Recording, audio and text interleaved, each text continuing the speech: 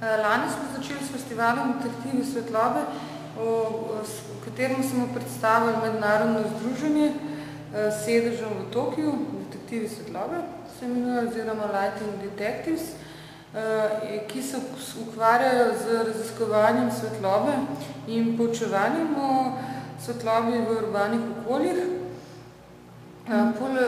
Poleg razstav, nočnih panoram in tudi razstave o samem združenju, obe razstave lahko letos pa vidimo v Kranju, smo lani organizirali tudi delavnico Heroji in delikventi in delavnico Svetlobna gverila.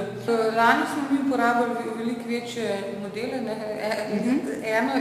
litrske steklenice. Lahko se kaj pomaknejo, pogledati, kako to izgleda, ne? A znam, tisto so bile lansko leto litrske, tele so pa zdaj dosti manjše. Te so pa par mililitrsko, to so stekleničke za zdravila, in so, ne vem, velike, koliko 3-4 centimetre, Tle gre za zbirko, za 4464 stekleničke so napolnjene z različnimi barvnimi tekočinami oziroma obarvano vodo in osvetljene z neonsko svetlobo. In skupaj tvorijo za razliko od lanskega leta, ki je bilo zelo eksperimentalno in smo v bistvu raziskovali to učinkovanje svetlobe, vode in barv. Je pa letos ta projekt veliko bolj realiziran, ker kreira en motiv.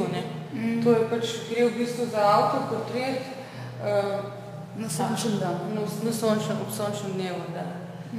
Z oblakci in z vsem. Aha, tam so oblakci, kak je luknjo, kak je belo? Ja, tle pa ni, To je tudi v bistvu nadgradnja tega, ker mi se nismo igrali s prostorom, s praznim prostorom, ona pa je tokrat tudi poskusila ta prazen prostor,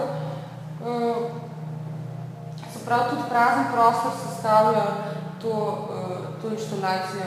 Zdaj smo eno vprašanje, ko gledamo te stvari naokrog, pa se sprehajamo potem, kaj se je kak plan, ko bi se kaj takega tudi zgodil permanentno v mestu, oziroma ko bi se ali pa začasno se vsake toliko spremenila kakšna svetloba na kakšni ulici, kakih vrtovih tudi.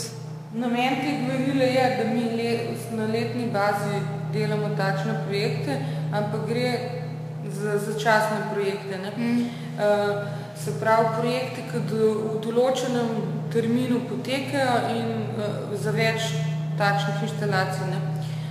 Seveda nas posebej zanima tudi ta projekt, smo štartali s tem namenom, da spodbudimo našo oblast, da začne razmišljati o uvedbi novega odloka, ki je uveljavljen že v različnih evropskih državah. Recimo na Švedskem namenjajo 1% budžeta za gradnjo ali obnovo javnih stavb. Ta 1% tega budžeta se namenja za public art, se pravi umetnost, dostopno javnosti. In recimo glih Aleksandra Stratimirović je realizirala več takih projektov. V bolnišnici v Štokholmu je njena permanentna inštalacija na dvorišču bolnišnice, potem je lansko leto realizirala svetlobno inštalacijo na sodišču, oblikovala je interier druge največje železniške postaje v Štokholmu. Zdaj letos pa dela na večletnem projektu, ki bo del inštalacij v psihiatrični bolnišnici za zapornike. Kaj bo pomagalo to verjetno zapornikom za boljše počutje? Ja, prav namen teh inštalacij v bistvu, kakor tudi vse umetnosti v javnem prostoru, je dvig kvalitete življenja.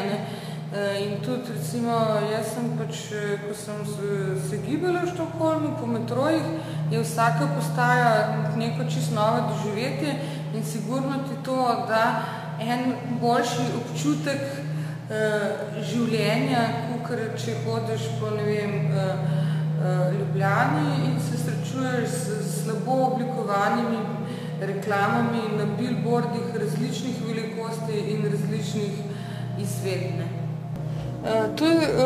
To je 3D objekt, ki je sestavljen iz vlaken, ki so obarvana s fluorescentnimi barvami in potem osvetljena z UV neonsko lučjo in ta luč v bistvu pol daje ta efekt. Ne.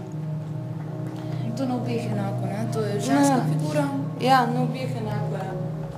To je pa figura otroka.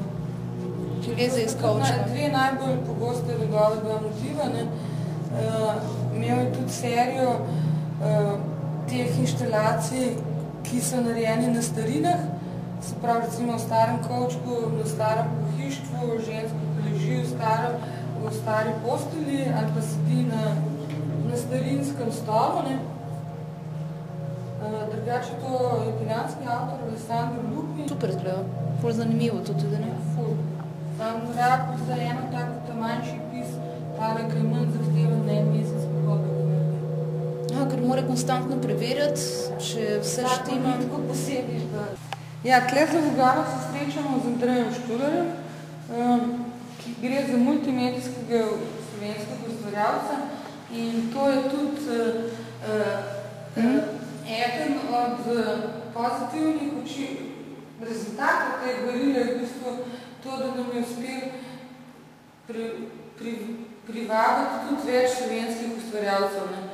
In večina teh projektov, ki jih vidimo tukaj, ne, je v bistvu nastal prav za ta festival, razen tle Jean-Charles Pomjejevo delo in Alessandra Lupija, drugače pa za sama nova dela in ta inštalacija Andreja Štulerja, ki naj bi nekako ponazarjala Saturn in polemiko Saturnu, je tudi nastala prav za ta dogodek, drugače pa za multimedijskega ustvarjalca, za katerega se tudi tukaj lahko vidimo, da se svoja dela veliko uporablja reciklaža.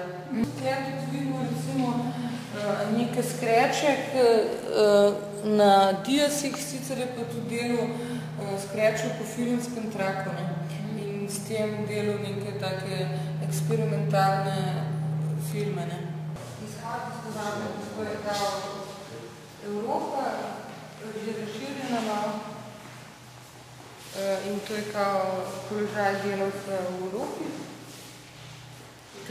Ta francoski avtor Jean-Charles Pomjejevo, on se veliko ukvarja z vprašanjem delavstva, tako družbene tematike in tle v bistvu s tem ponazoril, kakšna je situacija delavstva in kjer so vsi možni izhodi. In kakve možnosti nam kaj ponuja? Ne, v bistvu je ponazoril, da je zelo kaotično stanje in ni nakazal nobenih konstruktivnih rešitev. Pokazuje pač, kaj se dogaja, ne? Ja, mislim, da je pokazal situacijo, da izhodi so vse stvari in se prepletajo in to je to. Ja, to je prav zemljevid Evrope, ne? Situacija v Evropi, ne?